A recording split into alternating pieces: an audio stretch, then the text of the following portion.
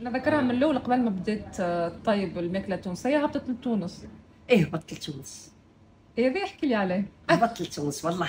تعرف ايش عجبني في تونس؟ آه. انا ما زرت كتير، بس العاصمه ما رحتش بزاف. انت مشيت حبيت تشوف الماكله ولا تشري معه؟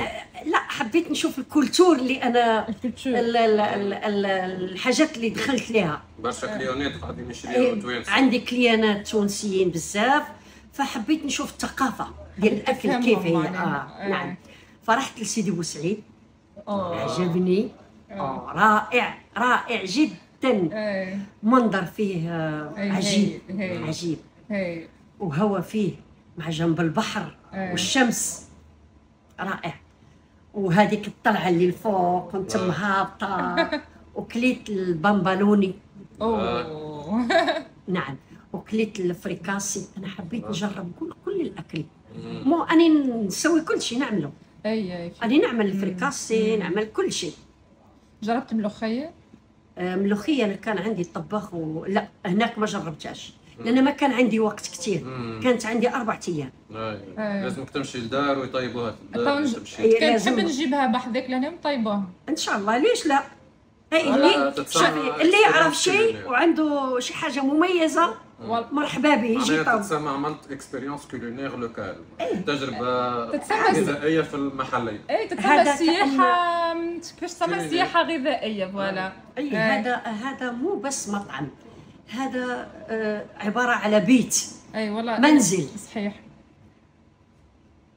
اللي يجي نحكي عنده أكلة، عنده شيء مميز نجربوه عادي.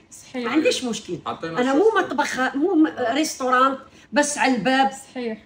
اطلبي أني نخدمك وخلاص. انا نشوف فيك ديما عندك برشا عباد يجيو يقعدوا بحذاك. ايوه يحبوا ونستك. اي والله بالمساء الحين شويه يجيو الشباب ويجلسوا ونعمل لهم شاي. يحبوا ونستك. يحبوا يحكوا معاك. نفضل نحكي ونفكوا مشاكل بعضنا. في مشاكل كثيره تاع العرب احنا هنايا. عندنا برشا كل واحد عنده حاجه. مثلا في ناس، في شباب مساكن ما كيلقاوش بيوت، وفي ناس تجي تقول لي لا في حد يحب يأجر.